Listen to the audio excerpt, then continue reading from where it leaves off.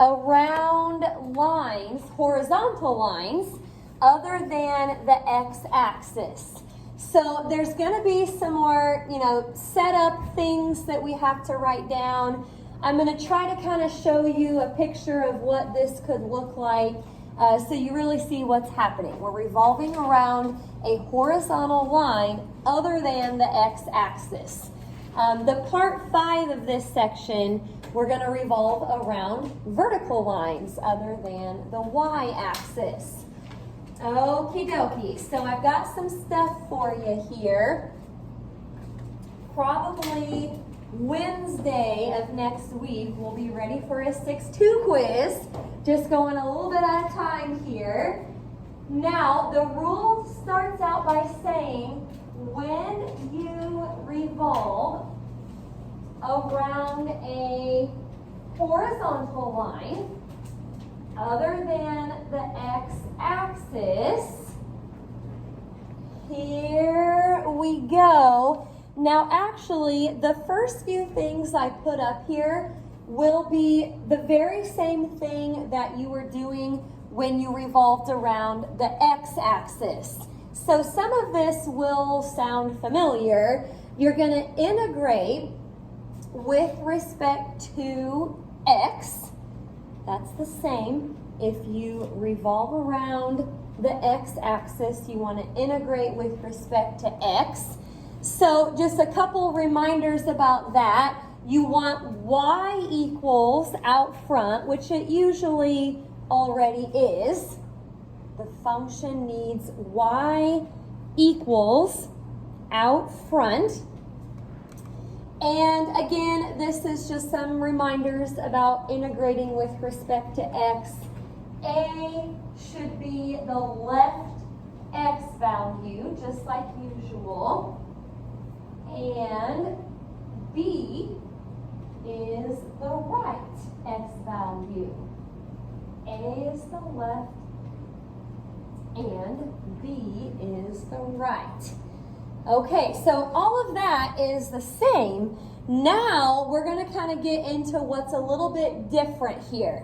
Again, what I'm going to put up here is only what you use if you're revolving around a horizontal line other than the x-axis. This is the only time you're going to set it up like this. So there's still a pi out front, just like usual. We already talked about A and B. Those are the same. And in general, you're taking the outer radius. I'll show you what this means on a picture here in a minute. Take the outer radius squared minus inner radius squared. Outer radius, inner radius. Okay, so we need to kind of go into more detail about this. It'll be a little bit easier to see on a picture here in a second, but for now we'll kind of copy it down just so we have it. The outer radius, and we're kind of talking about like a washer here. We don't necessarily call this the washer method, but it sort of is because of that subtraction in the middle. So the outer radius is the distance between the axis of revolution, AOR, distance between the axis of revolution and the function defining the outside of the washer. Okie doke. We'll go into even more detail about that here in just a second, but that'll give you the outer radius of your washer. So the inner radius is just kind of the opposite. It's the distance between the AOR, axis of revolution, and the function defining the inside of the washer. Okie doke. Distance. Well, it says distance here on both of these. So there's one last thing that I'm going to put up here. And again, you may not really see this click until we get to some of our problems today. But the distance that they keep talking about here, to actually find the distance, you're just going to take the function. So right here, it's the function on the outside. Over here, it's the function on the inside.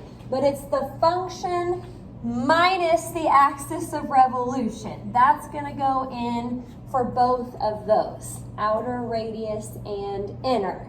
Now, technically, since we're squaring both of those, the distance here, you actually could have said it the other way. You could have taken axis of revolution minus the function. Again, if you're squaring it, it doesn't really matter. This is just typically the way I like to set it up. Okie doke.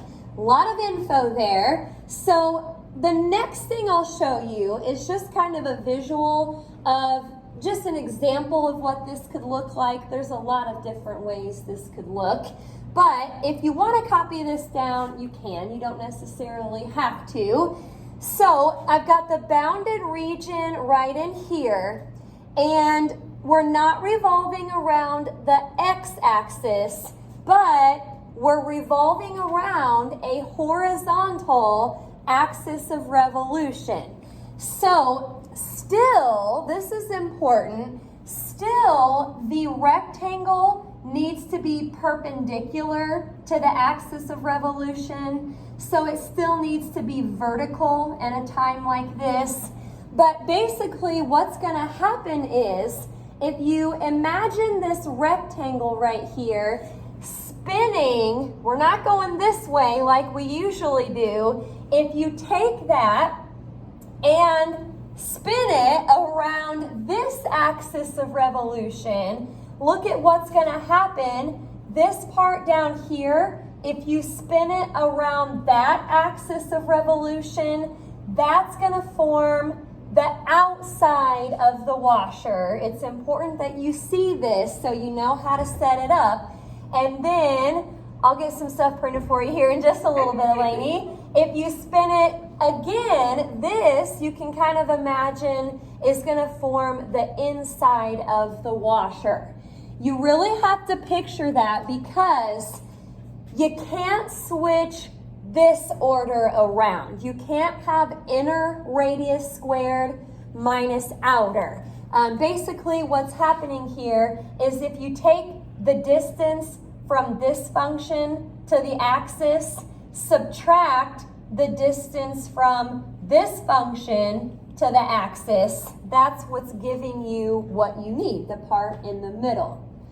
Okie doke.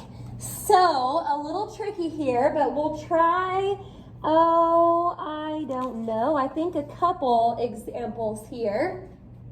It says find the volume. Find the volume of the solid generated by, instead of doing like a part A and a part B, it's just generated by revolving around the given line. Okie doke. Find the volume of the solid generated by revolving the region around the given line. So for today, it's a horizontal line, but it's not the x-axis. Something a little bit different. Okie dokie. Well, for the first example here, we'll kind of just start it out like usual. We'll draw the bounded region, we'll draw the rectangle. It's still perpendicular, so we'll have to keep that in mind. All right, here it is. Number one, we've got y equals the square root of x. Y equals 0. Okie doke, x equals 4. And then over here, this is not part of the bounded region. This is actually our axis of revolution there. We're supposed to revolve around y equals 4. All right. Well, first things first, we're going to sketch this so we can see what's going on and we can hopefully picture this washer once we spin everything around. Let's see here. I'm not sure how much I'm going to need. A square root of x. Well, that starts at the origin. And I think I may need a little bit more room over here. There we go. It goes all the way to 4. That's kind of what I noticed there. So 1, 1 is a good point. If you plug in a 4, square root of 4 is 2. I may stop the square root function right there because I notice this vertical line at x equals 4. And there is a horizontal line at y equals 0. So I see the bounded region here. Now also, I'm going to make that a little bit shorter. Actually, I may just kind of put on here what I need for this problem. I'm going to also draw the axis of revolution just as like a dotted line. It's supposed to be up at y equals 4. So 1, 2, 3, 4, here it is. I'm gonna put a little arrow on there so I can see that is the axis of revolution. It's horizontal, so the rectangle, wherever you put it in here, it needs to be vertical. That is perpendicular. Okie doke. So, setup, used different colors earlier, but anyhow, the setup here, probably the most important part. Now, I've still got pi in the front. The bounds here, since we're going to integrate with respect to x, this is a horizontal line like the x-axis was. So we integrate with respect to x, which means the lower bound is 0 and the upper bound is 4. Okie doke. Now remember the setup from earlier. I think I'm writing too big over here. So the setup said outer radius squared minus inner radius squared. I really want you to kind of watch up here. This is sort of the same thing that happened on that other picture I showed you. If you take this rectangle and this is your axis of revolution, so you're spinning it around that axis of revolution, this function right here is going to form the outside. This forms the inside.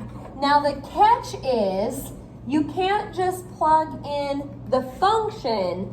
It's supposed to be the distance. So remember earlier you wrote down, you don't have to write it down again, that the distance equals the function minus the axis of revolution. Let's do that real quick.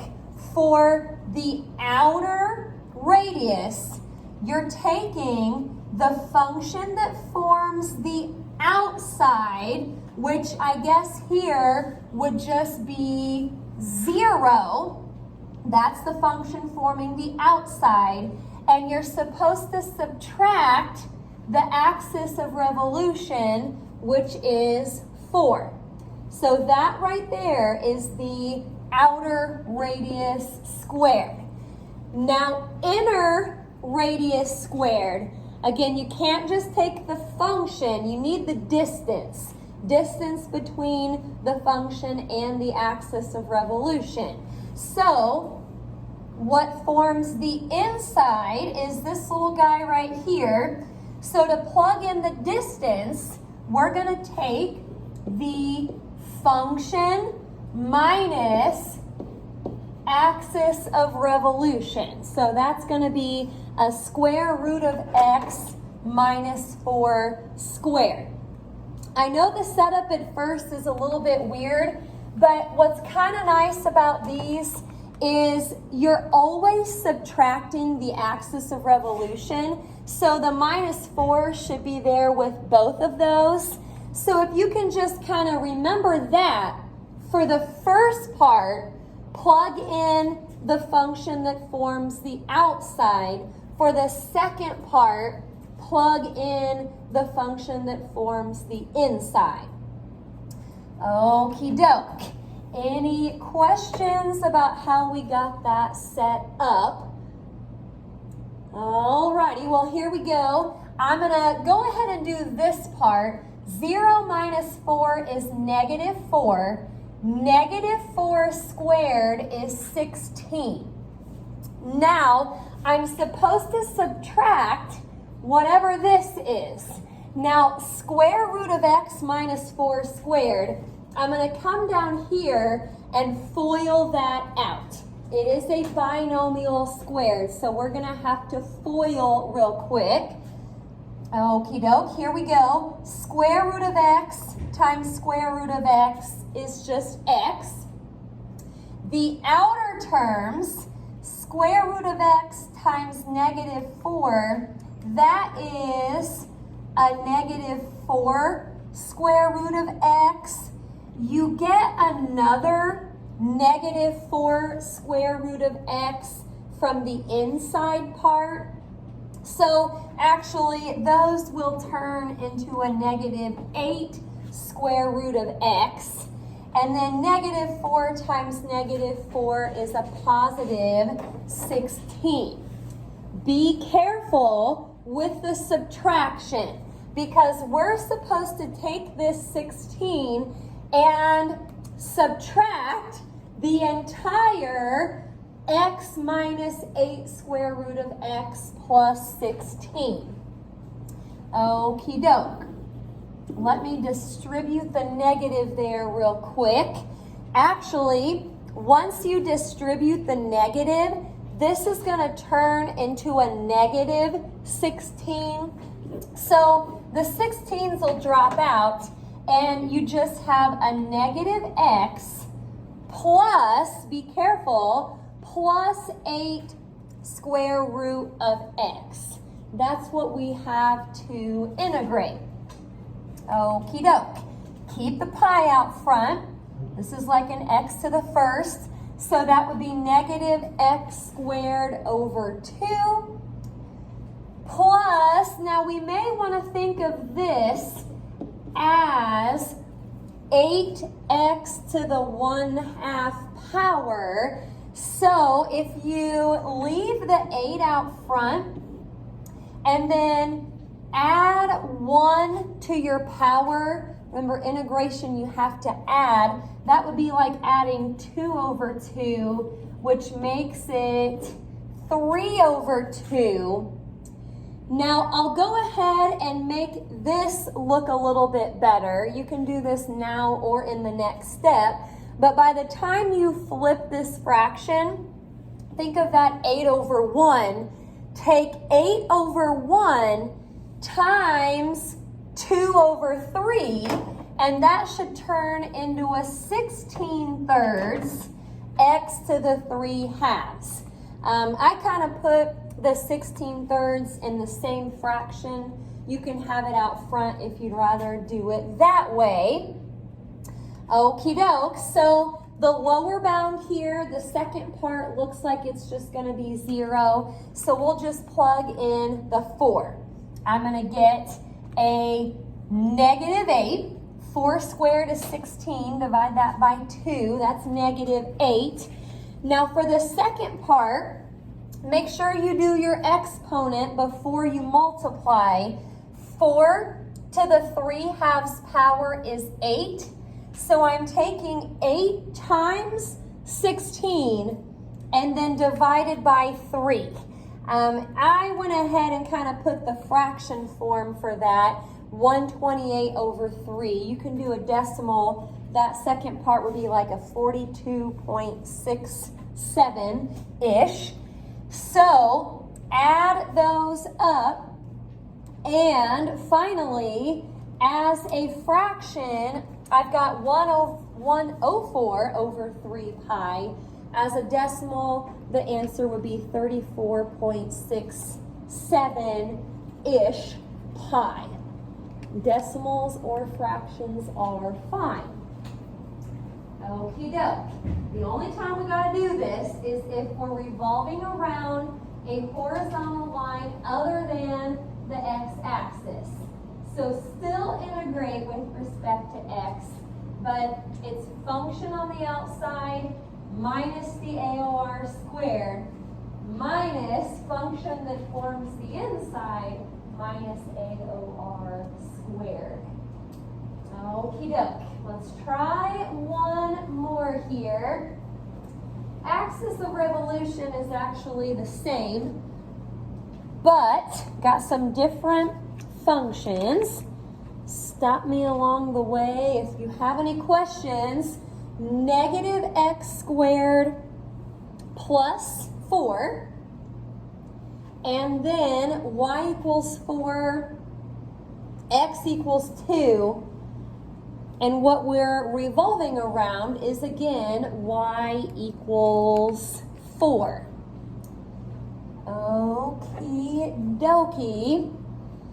I'm gonna maybe graph the easy functions first. Sometimes that's a nice thing to do. So y equals 4, that's interesting. Y equals 4 is one of our functions, and it's the axis of revolution. We'll have to figure that out here in a minute. X equals 2 is vertical. Now, negative x squared plus 4 is a parabola shifted up 4, but it's upside down. So I believe if you think about the next point down, if you plug in a 1, negative 1 plus 4 is 3. Plug in a 2, 2 squared is 4. Negative 4 plus 4 is 0. Okie doke. Now the bounded region has to touch all 3 of those. So I'm going to maybe kind of erase the little ends that I don't necessarily need to see. That looks like our bounded region for number 2. Okie doke. I'll let you catch up there. Make sure that you've got it looking the same. Now again, axis of revolution just so happens to be one of our functions, so that's just kind of weird. Alrighty, and for the rectangle, again, the rectangle is really important because that's what you're visualizing spinning, and that's going to form the outside and the inside that you need here in a minute. Well, since the AOR is horizontal, the rectangle here should still be vertical. Okie dokie. Well, that looks pretty good there. Let's see our setup. Toughest part here, just getting it set up the right way. Pi is still in front. Now we're still integrating with respect to x. We should be integrating with respect to x all day today. So the lower bound is 0. Upper bound is 2. Okie dokie. Now, you know, the setup earlier that we wrote down was nice. If it helps, here's kind of another way to think about the setup.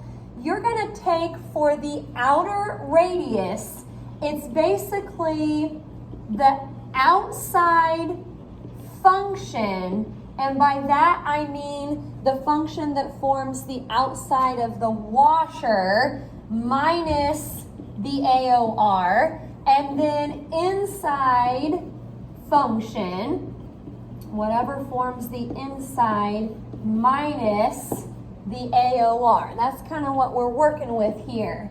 So from our picture, actually, this may not form a washer. This is more of a disc kind of thing, but picture this spinning around this axis of revolution. We are going to form more of a disc here, but let's still try to set it up the same way. This function, that upside down parabola, that is going to form the outside, because if you spin it around, that's going to be on top. So we're going to take that negative x squared plus 4 minus the axis of revolution, which is 4. So again, outside function minus the axis of revolution. Okay, for the second part, you're going to take the function that forms the inside. Now this is kind of weird here. I guess the function that forms the inside would be this right here. That actually just kind of stays there as you spin, but technically that's the inside, which was the horizontal line, y equals 4. So for the second part, you're taking 4, the inside function, minus 4, which is the axis of revolution. I've mentioned this in the past. If you do a problem and you think it's the washer method, actually it's the disc method, you're fine, because all that's going to happen is this is just going to turn into 0 because there's no gap on the inside. Okie doke. Any questions about the setup? Got a lot to keep track of. Well, 4 minus 4 is nothing. So this first part is really just a negative x squared. That whole thing in the back is 0, so it just drops out. Now, if you square a negative, it should turn positive. So I haven't integrated yet. I'm just rewriting it as x to the 4th power. Power to a power you want to multiply. So this is kind of nice, I guess. Add 1 to my power, put my new power on bottom. You don't need to plug the 0 in here. So 2 to the 5th is 32. 32 fifths is fine. If you want to do a decimal, it's like a 6.4 pi. Either way works. Okie dokie. Got a picture spinning today. We're spinning around something other than the x-axis. Any questions about that? Okay, we did 2 examples, and there's 2 problems in the assignment here. This is C99 from page 425. We are going to do numbers 17 and 18.